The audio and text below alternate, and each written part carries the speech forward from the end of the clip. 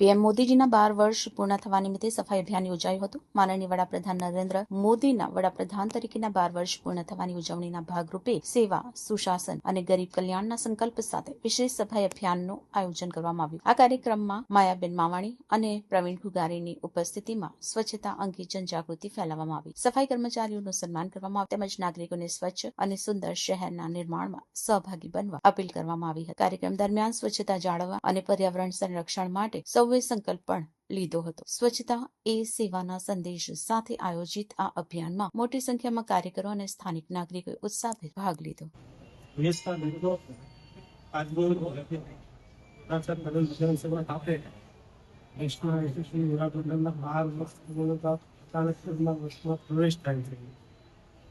દેશમાં જે માહોલ છે જે રીતે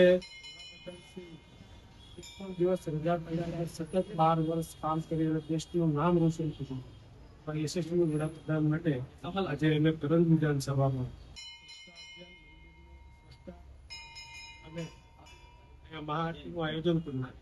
આજે લગભગ આખા દેશમાં દરેક વિધાનસભાની કે સંસદીય એરિયામાં ગુજરાતની વાત કરીએ તો 182 વિધાનસભામાં આજે મંદિરોની સફાઈ થવાયું છે અને સાથે મહાઆરતી પણ થવાની છે.